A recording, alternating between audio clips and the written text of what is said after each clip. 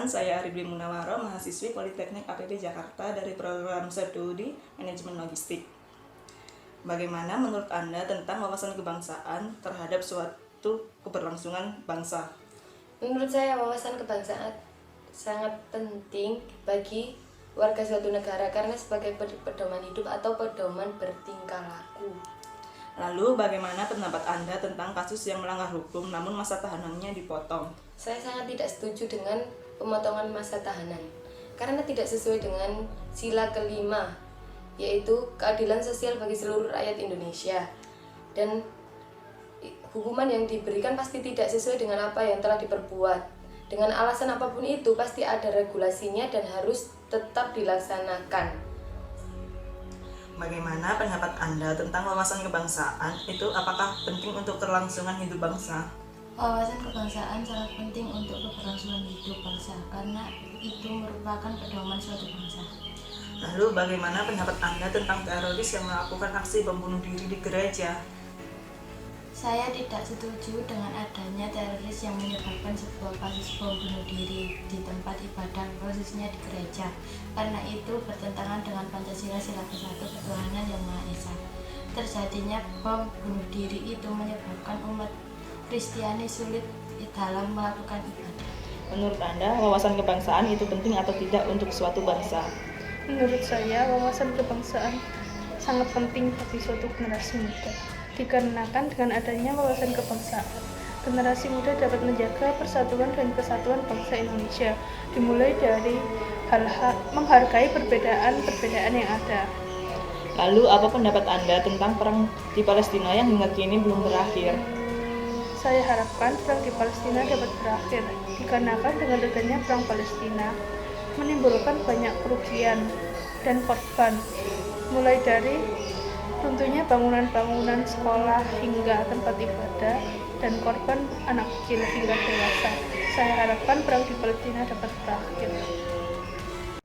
Assalamualaikum warahmatullahi wabarakatuh. Saya Wibowo Laksana dari kelompok 7 ingin mewawancarai mengenai butir-butir Pancasila. Di sini saya sudah bersama dengan narasumber. Ayo Mas, perkenalkan diri.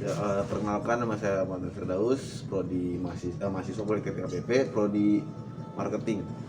Oke, untuk pertanyaan pertama nih Mas ya. Oh, boleh. Bagaimana sih pendapat Mas tentang kasus yang pemotongan masa tahanan Jaksa Pinangki itu? Kalau menurut pandangan saya, Muhammad saya, kan dihukum sudah tertera di undang-undang dan juga udah ada pasal-pasalnya. Sebenarnya tuh kalau menurut saya hukum seperti itu harusnya nggak bisa dipangkas walaupun dengan sedemikian rupa atau dengan sebuah perlindungan uang. Mungkin memang karena di Indonesia tuh kekuatannya hukumnya tumpul ya, di tajam ke runcing ke bawah, tumpul di atas. Jadi emang menurut saya harusnya di setiap instansi hukum atau dimanapun kita terkena kasus atau sanksi itu emang harus sesuai dengan apa yang kita perbuat atau sesuai dengan undang-undang. Jadi untuk hukum itu tidak pandang bulu sebenarnya, tapi kenapa di Indonesia itu selalu kadang emang tajam ke bawah dan tumpul di atas, seperti kayak misalnya beberapa kasus yang maling untuk dikubur orang itu hukumannya beda sama dengan hukuman yang dilakukan oleh para orang-orang di atas sana. Iya, betul. Lanjut nih Mas ke pertanyaan kedua ya. Bagaimana pendapat Mas tentang bom bunuh diri yang berada di gereja-gereja itu? Itu sebenarnya sih cuman beberapa oknum yang mencemari satu nama, seperti kayak misalnya itu pasti kan kita nggak asing lagi kalau misalnya bom bunuh diri itu pasti merujuk kepada misalnya perbedaan agama, kayak misalnya yang di bom itu kan gereja, jadi pasti yang tertuju itu yang jadi tersangka itu kan pasti orang Islam. Tapi sebenarnya itu yang melakukan tuh oknum itu dalam artian hanya beberapa orang, bukan semuanya. Jadi tidak bisa dipukul rata kalau misalnya orang Islam yang melakukan itu, tapi hanya beberapa oknum yang mencemari nama baik. Tapi kadang kan stigma masyarakat itu berbeda, jadi mereka ada yang mencap atau menjudge bahwa itu orang Islam teroris atau apa. Tapi sebenarnya itu cuma oknum. Jadi cuma oknum-oknum yang tidak bertanggung jawab yang mencemari satu nama agama. Itu sih menurut saya. Jadi itu harus dirubah lagi pola pikirnya, jadi biar lebih terbuka, jangan menjudge satu agama atau gimana. Baik Mas, lanjut nih ya Mas. Boleh. Pertanyaan yang ketiga itu, bagaimana pendapat Mas mengenai peperangan antara Israel dengan Palestina yang terjadi sekarang itu Mas?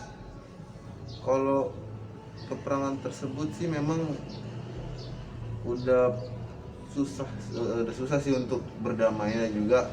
Emang pasti perang karena emang bangsa Israel itu emang ingin menjajah Palestina sih. Kalau saya sih kurang begitu paham dan kurang begitu tahu sih apa permasalahan yang terjadi. Cuman kan kita di sini kita sebagai bangsa Indonesia juga sebagai mayoritas Islam kan, kita cuma bisa bantu doa dan bantu yang terbaik buat saudara-saudara kita di Palestina. Itu aja. Pertanyaan terakhir nih Mas. Ya. Wah, boleh. Pertanyaan terakhir nih, bagaimana pendapat Mas itu tentang tes wawasan kebangsaan? Apakah penting bagi bangsa Indonesia sendiri? Kalau menurut pendapat saya, Iya. menurut saya untuk generasi kita yang udah mulai cerdas, sudah mulai melek akan teknologi itu sebenarnya harus. Karena apa? Karena ancaman-ancaman dari dunia via internet itu makin besar. Jadi kayak misalnya ada beberapa hoax yang sebenarnya itu bukan faktanya, atau hoax itu kayak misalnya hoax itu tentang Indonesia nih atau tentang apa. Kita sebagai generasi muda itu atau generasi penerus bangsa ini jangan langsung percaya dengan hoax itu. Jadi kita cari tahu karena kan emang Menyaringnya terlebih dahulu. nah difilter dulu. Jadi kalau misalnya kita main asal telan-telan aja itu bisa jadi perpecahan. Cuman kan mungkin kalau misalnya kita udah ada perluasan wawasan ya. Nah, Tes wawasan kebangsaan. ya tes wawasan kebangsaan itu kita jadi lebih open minded dan jadi tidak mudah percaya dengan apa yang orang-orang luar atau ancaman-ancaman luar itu serang ke Indonesia. Jadi lebih difilter lagi dan juga dengan perluasan wawasan juga kita bisa lebih menyaring sih. Misalnya kayak ada berita apa-apa kita harus disaring atau didata dulu. Itu jadi intinya untuk generasi penerus bangsa jadi tidak mudah dibodoh-bodohi lah. Karena emang semakin lama semakin maju, teknologi semakin melesat cepat, kita juga sebagai manusia harus bergerak mengikuti teknologi. Jangan sampai kita tertinggal teknologi untuk menjadikan bangsa Indonesia yang maju. Itu aja sih, jadi sangat penting sih. Oke Mas. Assalamualaikum warahmatullahi wabarakatuh. Kami dari kelompok 7 akan mewawancarai beberapa narasumber mengenai isu-isu yang ada di Indonesia, yaitu mengenai butir-butir Pancasila. Sebelumnya di sini saya Hera Laksono dan ada narasumber saya. Selamat pagi Mas. Baik, Dengan siapa? sebelumnya Rahayu Mas, saya di sini dengan Arifan dari mahasiswa juga. Di sini saya akan bertanya mengenai pendapat Mas Rifan Baik, mengenai apa sih pendapat Mas mengenai potongan masa tahanan Kejaksaan Pinangki. itu sebenarnya cukup menarik Mas, dengan kejadian-kejadian yang seperti itu cukup menarik di Indonesia. Karena itu juga di sisi lain juga membuktikan bahwa untuk saat ini keadaan Indonesia sedang tidak baik-baik saja. Nah, mengapa demikian? Karena seperti yang kita tahu nih, dengan adanya kasus Jaksa Pinangki kemarin, itu membuat kita sebagai kaum mahasiswa mulai ada mosi tidak percaya terhadap keadilan yang ada di Indonesia saat ini gitu loh. Dan itu juga merentet gitu loh, hal-hal yang seperti itu juga merentet, sehingga banyak nih protes-protes dari kalangan mahasiswa terhadap pemerintahan yang sedang menjabat saat ini Mas. Nah, contohnya kemarin itu kan mengenai tentang mahasiswa UI itu kan sempat menggunakan lip service ya, kurang lebih seperti itu. Wah, bentuk protesnya masif sekali mereka ya, kurang lebih seperti itu. Untuk kan di sini ada pemotongan masa tahanan nih. Benar. Menurut Mas adil nggak sih? Kan dia ada punya anak. Iya. Nah itu dia dipotong masa tahanannya beberapa tahun. Menurut Mas itu adil nggak sih bagi rakyat Indonesia yang kasusnya sama? Nah, Baik. Sebenarnya untuk kasus sebesar itu ya, itu kan besar banget itu kasusnya itu, korupsi hingga berapa miliar itu ya. Itu dan itu dipotong atas dasar memiliki anak, dan itu juga berkaitan dengan kasus di tahun 2007 kalau nggak salah, ada ibu-ibu ya, mbah-mbah itu yang hanya mengambil kayu gitu kan, dan itu melawan korporat besar, itu hukumannya itu bisa sampai 15 tahun kan. Itu jelas jadi pertanyaan sampai sekarang, kepada siapa pemerintah saat ini berpihak gitu. Mungkin dapat disimpulkan ada beberapa tidak adanya keadilan untuk masyarakat Indonesia. Lalu Mas, saya mau nanya lagi nih, apa sih pendapat Mas mengenai bom bunuh diri yang ada di gereja? Sebenarnya itu sedikit rawan ya untuk dibahas ya, namun menurut saya untuk itu juga melanggar di sila pertama ya, di ketuhanan yang Maha Esa gitu kan. Bom bunuh diri itu saya juga nggak berani berkomentar banyak ya, karena itu juga ada pandangan-pandangan tertentu yang menganggap itu sebuah hal yang baik menurut kaidahnya gitu loh. Tapi bukan berarti saya menyetujui hal tersebut ya. Saya sangat mengecam hal tersebut. Namun untuk saat ini saya masih belum berani berkomentar untuk hal-hal seperti itu. Saya rasa itu tidak cocok diterapkan pada Pancasila. Baik. Lalu Mas, apa sih pandangan Mas nih mengenai peperangan Israel dengan Palestina dari segi kemanusiaannya? Oke. Sebenarnya itu cukup itu ya. Itu kan yang saya awal rasa itu peperangan antar sebuah agama ya, tapi ketika saya teliti lebih dalam lagi ternyata itu peperangan karena atas dasar perpolitikan saja gitu loh. Kita sekarang cukup ironis ketika rakyat Indonesia itu kayak membela ini atau membela itu, berpihak kepada ini, berpihak kepada itu. Sejatinya kita di sana ini loh peperangan antar manusia gitu loh. Itu juga apa ya? Tidak seharusnya kita membela siapapun, tapi kita harus membela ke pihak ketiga. Pihak ketiga itu siapa? Pihak perdamaian. Kenapa tidak memihak ke hal-hal tersebut gitu loh? Walaupun atas dasar saya netral kok, bahkan istilah netral pun itu juga berpihak kepada siapa? Berpihak kepada kedamaian. Itu sangat susah gitu loh untuk di Indonesia saat ini. Itu hanya karena Yahudi dan Muslim. Ini bukan Yahudi dan Muslim, ini manusia dengan manusia men gitu loh. Kenapa tidak ada sebuah perdamaian di situ gitu loh? Kurang lebih seperti itu men. Baik. Mungkin pertanyaan terakhir ya Mas ya. Baik. Penting nggak sih Mas wawasan kebangsaan untuk kaum milenial sekarang nih? Kan kita tahu sendiri kaum milenial itu banyak sekali hanya tahu budaya Barat gitu. Namun mengenai wawasan kebangsaan di negara kita sendiri itu kurang gitu. Bagaimana pendapat Mas kita? Saya rasa untuk wawasan kebangsaan sendiri itu kawan-kawan mahasiswa sendiri juga harus diperhatikan ya, bahwa untuk wawasan kebangsaan sendiri kadang-kadang itu bentuknya seperti propaganda. Saya harap dengan kawan-kawan sekalian ketika mempelajari sebuah sejarah, ketika mempelajari dasar-dasar nilai Pancasila, kawan-kawan jangan sekedar hanya mantuk-mantuk aja, jangan sekedar iya-iya aja gitu loh. Di situ tuh apa ya? Harus bukan harus ya. Sebuah kewajiban kita sebagai mahasiswa untuk mengkritisi setiap wawasan kebangsaan tersebut gitu loh.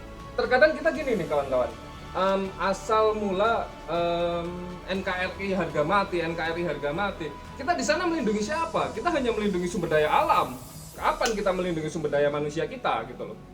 Itu hanya cetakan Orba yang dimana kita harus dipaksa untuk melindungi tanah kita tanpa melindungi diri kita sendiri gitu loh. Ketika kita melindungi tambang, ketika kita melindungi sawah dan lain-lain, lantas siapa yang melindungi hak-hak kita?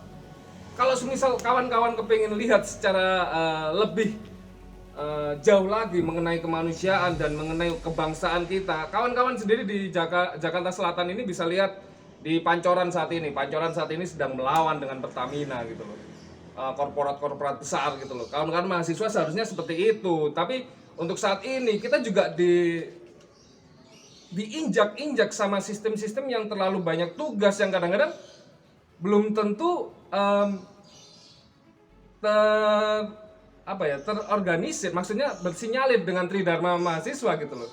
Pertanyaan terakhir Mas. Baik. Mengenai penting nggak sih wawasan kebangsaan itu untuk kaum milenial yang kita tahu nih, kaum milenial lebih tahu tentang budaya Barat. Namun ada yang meninggalkan wawasan kebangsaan di negara kita sendiri, yaitu negara Indonesia.